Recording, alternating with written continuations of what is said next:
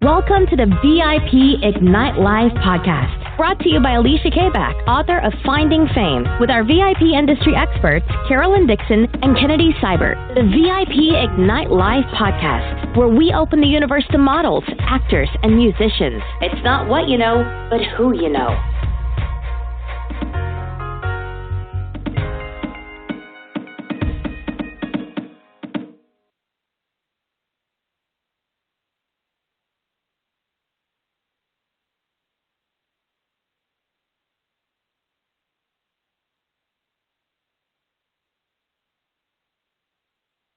Oh my gosh, I totally remember when you were like, what did you say? You went into your kind of like Facebook rant today. Oh yeah, I had two. My phone actually started overheating as I was recording a live Facebook Live, and I've never seen that before. And then it told me that my phone had to cool down, so then I figured I had to cool down. So then I did a To Be Blunt continued today. To be blunt, To be blunt. Can I be blunt? Part 2. Part 2. Yeah. All right, guys. So, again, this is Carolyn Dixon with Alycia Kaback today. And we are talking all about how to prepare for, like, that major audition. What it is that that you need to do in order to, like, win the role, how to rock your audition. So we've got 8. First thing, you have to show up. That's not even on the list. That's obvious. That's you have to show up. That's the first thing. You have to show up. That's not even on our list. We sometimes have people that just disappear. We do. You have to show up. Yeah, you have to show up. We have and don't be late. We have 8 tips, and a lot of these are not going to be like the obvious things and the stuff that you think about all the time, but it kind of all comes down to like preparation. Number 1, we have your answers ready. Yesterday we talked about the top 5 questions agents always ask, and guys, that doesn't just apply to agents or managers. Casting directors are going to ask you the exact same things. So go back to the podcast from yesterday and listen to what those top 5 questions were, because trust me, if you're really trying to make it in this industry, you're going to hear those things over and over and over and over again. Because I know we ask them 100 times a day, depending on how many auditions we're listening to or different auditions we have every day. But that's how many times we're going to ask those questions every day. Right, Alycia? Like Groundhog Day. Yup. Every day. Oh, my God. All right. Over and over and over again. So number 1, that's the have your questions ready. Number 2 is do your research. That might sound obvious, but it's know what you're auditioning for. If it's a commercial for, shampoo, we use this example a lot. Is it for shampoo or is it for maybe dog shampoo? How about we read it makes my hair so silky and smooth. Exactly. You need to know if a human's saying that or a dog.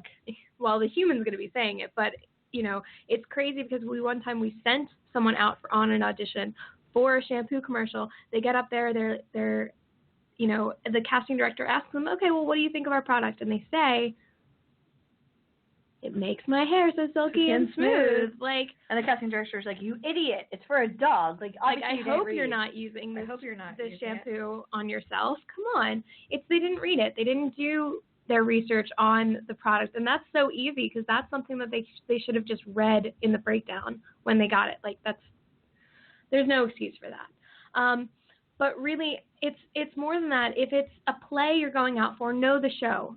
Read it. It doesn't take that long. Plays are not super long. And even if you just listen to it, if it's a well-known show, you can listen to it.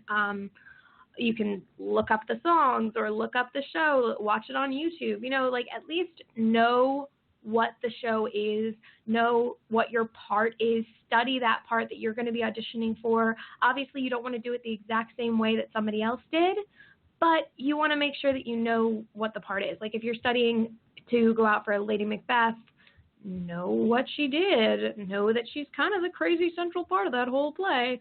But if you're not doing that, then you're losing out and you're not going to get that role. And more than knowing the part, you need to know who you're auditioning for. Really try and get as much information as possible. Don't be all crazy stalker-ish or anything, but try to get as much information as possible on who you're auditioning for. Yeah, just because you have access to Facebook or Twitter or Instagram, and it's happened before. Yeah. where people friend you before they audition for you. And or like if we send somebody the breakdown and they're like, hey, this is the address. They're like, oh, look at that. It's coming from such and such. And then they'll go and they'll just start asking them questions on, and that is sure hellfire way to not get the part. Yeah, pretty much. Then unless you're playing Psycho. Unless you're playing. You're hired.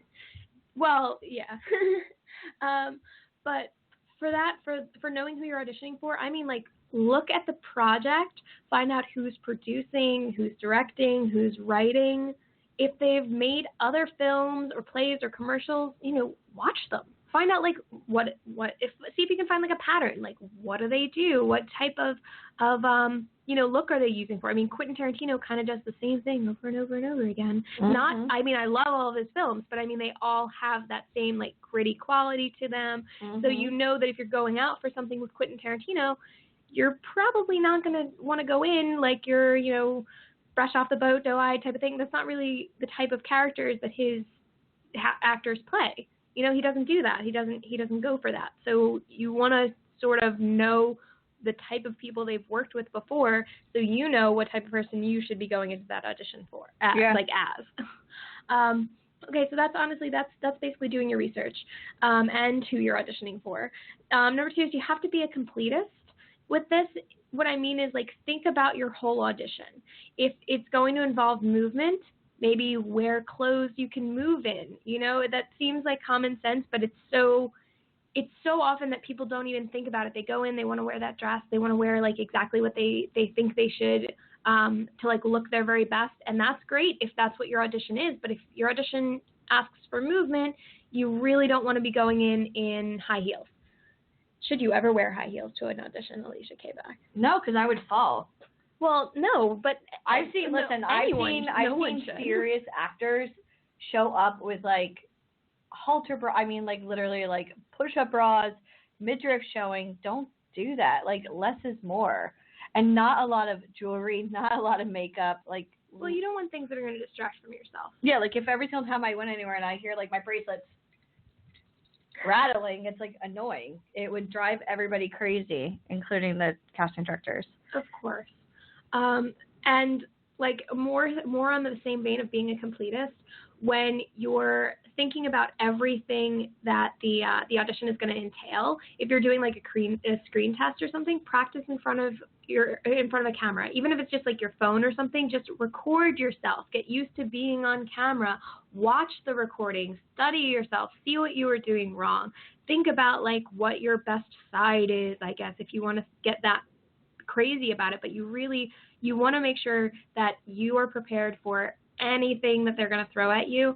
And that should be the most obvious things. Is exactly what they tell you you're going in for. That's what you need to prepare for. Doesn't that make a lot of sense? So much sense. Number 5, what I say is you need to time yourself. If your audition includes a monologue or a song, how long is it?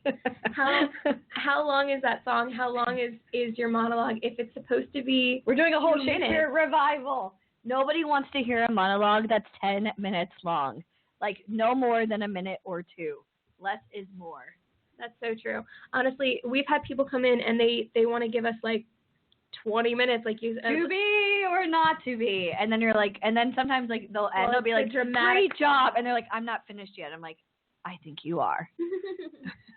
Well, they're trying to put out there that dramatic pause. They want to leave the audience, wanting more. Okay. Or wanting less. Yeah, it really depends. You don't need 2 minutes.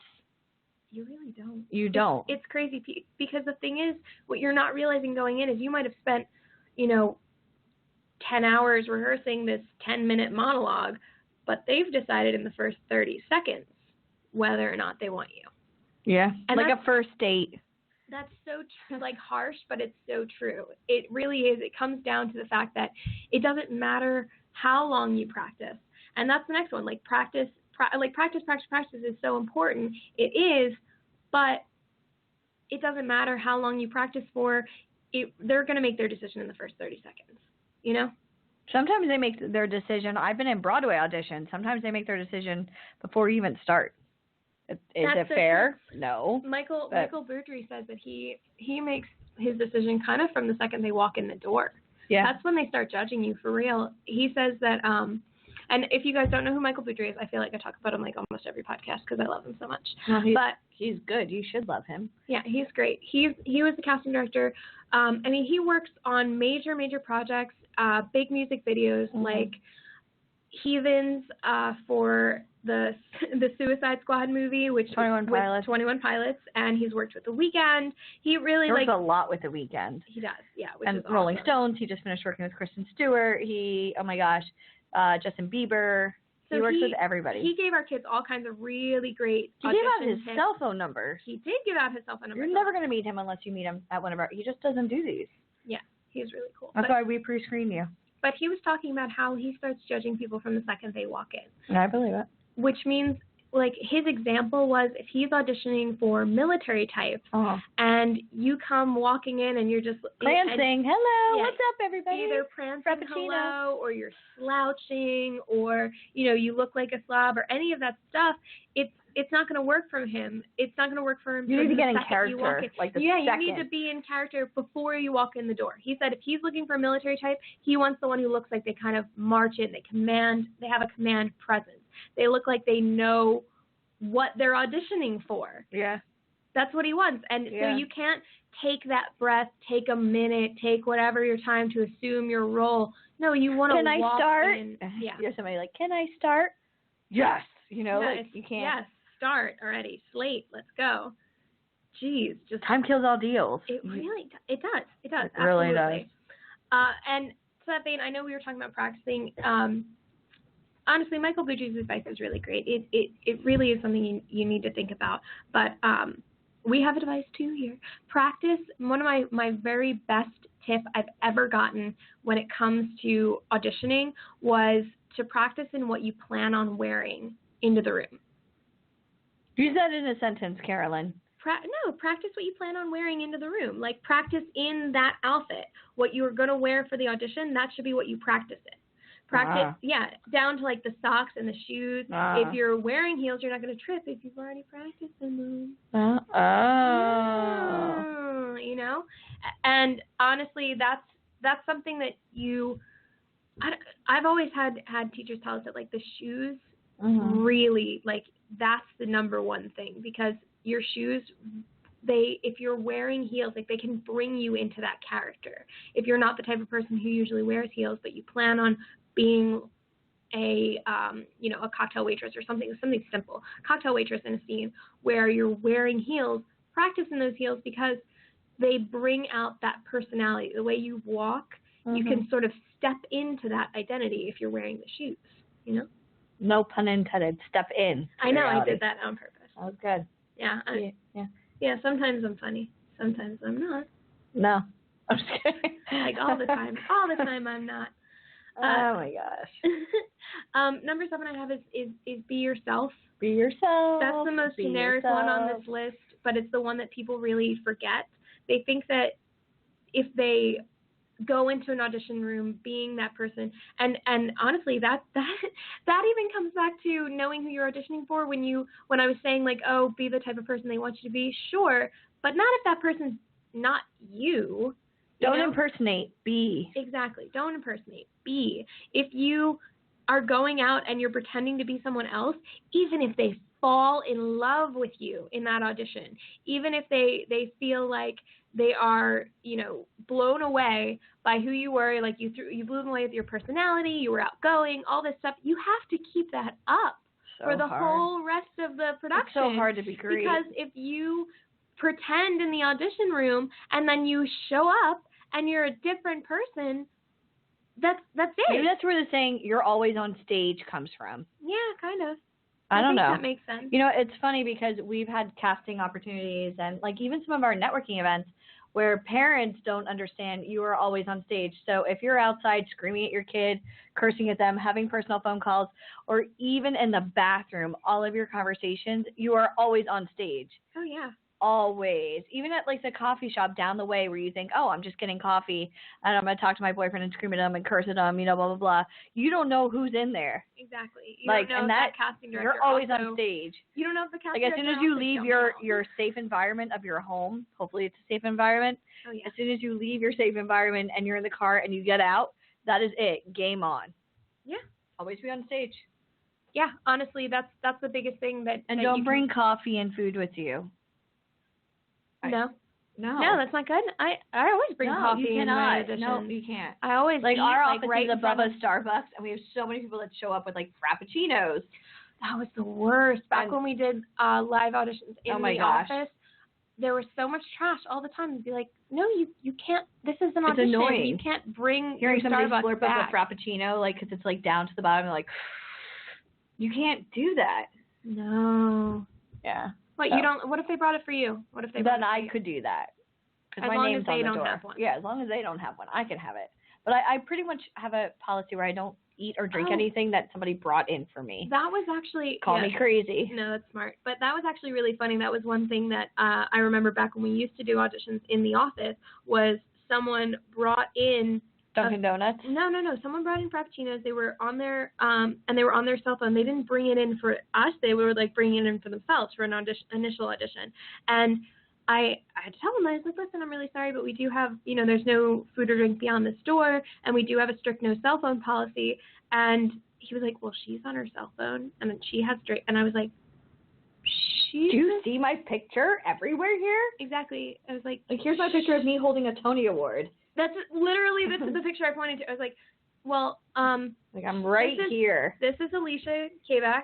She's the founder and CEO of this company. This is her picture on the wall. That's her name on the door. I don't know what you want. Now, who needs help? Exactly. And then they're going to ask you for help. It doesn't always. It's insane. And one of my favorite pieces of advice on here for how to prepare for that audition is remember, honestly, you're only competing against yourself.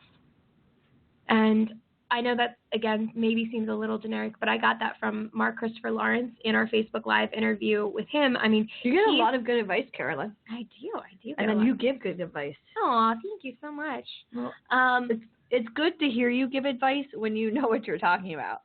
You ever start like a new class or a new school and you have people surrounding you that have no idea what the hell they're talking about, but yet they're all exchanging cell phone numbers and giving each other advice? Mm-hmm. That drives me insane. But the advice you get are from real people in the business. So I appreciate you doing these podcasts, and I hope everybody else does. Yeah. I'm glad I've been a guest for the last couple of days. Yeah, it's been awesome having you on. But Mark Christopher Lawrence, if you guys don't know him, he was on the hit show Chuck. He played Big Mike, but he's been in this industry for so long. He was back in oh my gosh, one of my favorite films, Terminator 2. Because I'm a geek, but he was in Terminator 2. I didn't one say of the it. orderlies. You didn't have to say it. I will say it proudly, proudly. I am a geek. Live long and prosper, Carolyn. Thank you. You too, Alycia. Live long and prosper. If you guys can't see it, which you can't, but I'm doing the hand thing, the gesture, the live long and prosper. I don't know what it's called, but I know how to do geeks it. Unite. Listen, I know you love it. I know you love it. I can't knock do. you for loving it. Yeah, but Mark, at least you love something. If you go back on our Facebook page, you can see the Facebook Live interview we did with Mark Christopher Lawrence.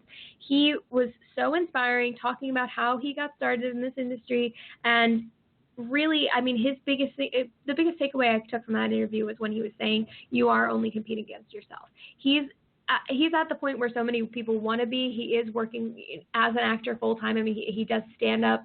He does his own productions. He's at the point where, so many people who walk in here want to already be there. Well, there's a lot of steps between here and there, but he talks about how when he goes into an audition, he's competing against himself. And he's still taking classes. He's still, updating his headshots. He's still going out there. Of course. Even he lives in San Diego, and for us, he came out and he stayed out all day, covered his own expenses to come out to the event. And of course. And that was awesome. He's so cool. He is always traveling around. If you guys follow him on Facebook, he's traveling around the country all the time. He's on a whole nother level of amazingness than the people that we deal with who walk in the door. But you guys, you all need to share that same level of professionalism. That's what all of these tips come down to: professionalism, preparation, and being comfortable in who you are and your skin. Because if you impersonate, we're going to find out. We're going to figure out exactly who you are when it matters. You know, like how bad is that they find out maybe you're against an advertisement that you went out for, like say for that dog shampoo commercial. Like when Rachel Ray was like the spokesperson for Dunkin' Donuts, but she was always drinking Starbucks. Yeah, like that. Or if someone is supposed to be sponsoring a new iPhone and they've got, you know, a Galaxy. Nobody would ever have that. iPhones are too cool, Carolyn. I have a Galaxy. I like my Galaxy. Again, iPhones are too cool, Carolyn. Shut up. And always make sure when you show up for an audition, it's not rocket science. Even if you turn off the ringer, don't text. Like, do you have any idea how many people text? No, not at an audition. What? I like to. No. You never text during an audition. You should sit there quietly, no gum, and just sit there. Bring a book. I know it sounds crazy. Yeah, bring a book. When you're waiting to get called in, that's so important. Just bring a book. Have something, or sit there in your mind. Just be quiet with your thoughts. I've actually seen people take pictures and post them on social media at an audition. Or they'll take a picture of the script and post it. That should never be released. That's insane. And people take pictures of the And script. the worst part is it's your IP address, hashtag you're getting sued. I can't. Well, do you know that there were extras, true story, extras on Batman versus Superman? And people were doing, you know, because their fans want to know what they're up to, doing Facebook Lives and doing YouTube videos of certain scenes showing and depicting fight scenes. What? Yeah. It's a true story. The extra got sued for $5 million. He's like, well, I didn't know. Wait, no, I did hear that story. Yeah, and I talk about this all the time. Batman, if you Google Batman versus, or just say Batman extra sued. Wasn't it something, didn't they take a picture of like a gravestone or something? Yep. And they Batman versus Superman extra risks a $5 million fine over revealing movie spoilers. Here, I'm pulling it up right here, so you can just Google Batman extra sued. It says, a Batman vs. Superman Dawn of Justice extra revealed major plot details of Warner Brothers' upcoming Ben Affleck, Henry Cavill superhero movie during an interview with a local news station. The individual risks a $5 million fine for breaching the confidentiality agreement required by those who work on the film. On the condition that he stays anonymous. Why? Seriously? Do you know what an honor it would be to even be in the same room with Ben Affleck? Hello, have you seen Gone Girl? Oh my God. We could talk about that later. Do you know the shower scene? Yeah. Okay. Well, it's funny. You say Ben Affleck, I go Henry Cavill. Yeah, they're both hot. They are. On the condition he stays anonymous, the source broke his confidentiality agreement and spilled what he knew. So literally, he revealed who had been spotted on the set in Detroit, who was playing Robin, gave away vital scenes. He taped the physical altercation between Bruce and Lex, which will involve the military. Like, he literally went above and beyond. This is why, again, this is another reason why casting directors don't go to websites to find you. What, they don't? No. Would you? I search Craigslist all day looking for auditions. No, I don't. And serial killers are looking for you simultaneously, Carolyn. How are your kidneys? Are they ready to be harvested? Damn it happens all of the time, but this is and also, like, hello? I know. There's actually been people that tried to extort money out of TV crews, and people are crazy. And you're an extra. You are to show up and be seen. And I love when people go, how long is this going to be? It's hurry up, get there on time, and you wait. You may be in the green room for hours. Hours. They don't have to take you. It's not a dentist appointment. You don't have a reservation. You're there. They signed you in. So, like, all these things kind of go with it. Like, do your research, know what type of project you're going to, know who's auditioning. Well, you should know what it is that you're going for. Like, if you're going for a 70s theme scene for, like, when we did Men in Black, everybody was 70s theme, like, you should get in that mode. I don't know, listen to the Bee Gees or... I'm wearing my bell bottoms today because they're making a comeback. Time yourself, well, whatever. Oh my God. Be yourself. But even when you're sitting around, like, if you're around negativity, even in, like, the area, like the holding area, get away from it, because I've seen people fall victim into the whole gossip, like, oh my gosh, we're here so long, and why are all the actors in SAG getting roast beef and we're only getting pretzels? That's not fair. You're not in the union. They don't have. You're welcome. You got free pretzels. You're welcome. And then, like, those are the people that will never, the casting directors, they'll be like, oh, my God, those people are problems. And then you'll never get SAG waivers. Absolutely. The truth. Just be nice. You'll never get a waiver. You'll never get called back again. So the whole be yourself, if you're a jerk, don't be yourself. Be somebody else. Then it's cool. But you have it's to a paradox. Hold on to that someone else. Yeah, hold on to it because you're always on stage. And just be better. Get in character. If you're not great, pretend like you're great. That's good. Yeah. If you're not great, I've been on a lot like of dates that started that way. Let's hear about your dating life. No, I'm joking. Let's not. But really, guys, so just to recap, like we talked about the top 8 ways to prepare for that big audition. It's have your answers ready from the podcast we did yesterday, which was when we talked about those top 5 questions agents are always going to ask you. Then number 2 is do your research.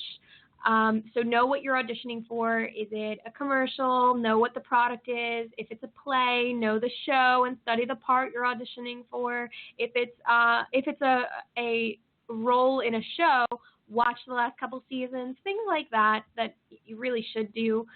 Know who you're auditioning for, meaning know who that producer is going to be on the project, who the director is, who's writing this project. If they've made other films or plays or commercials, watch them. Go back, look back at their history. I mean, IMDb, everybody has one. So look at it, find out what they've been doing. Even on indie films, even indie projects have IMDb. So you really need to look back and investigate. Well, not really investigate, but you know what I mean. Just research and know who those people are before you walk into the audition, so you know the type of projects that they've done and the people that they've worked with before. And maybe you might even know some. I know I've had that happen, at least in the indie film community, where I find out that a director I'm going in to see has auditioned a bunch of my friends for different things, or they've worked on other projects with my friends. And how great is that? Because then you can go to them beforehand and just ask for a little bit of advice, or ask what this person is like if you're looking to work with them. And as you get to a higher and higher level, that doesn't stop. It only continues. It only continues with, knowing who these people are is only going to help you, especially, like I said, if you know any of the people they've worked with before.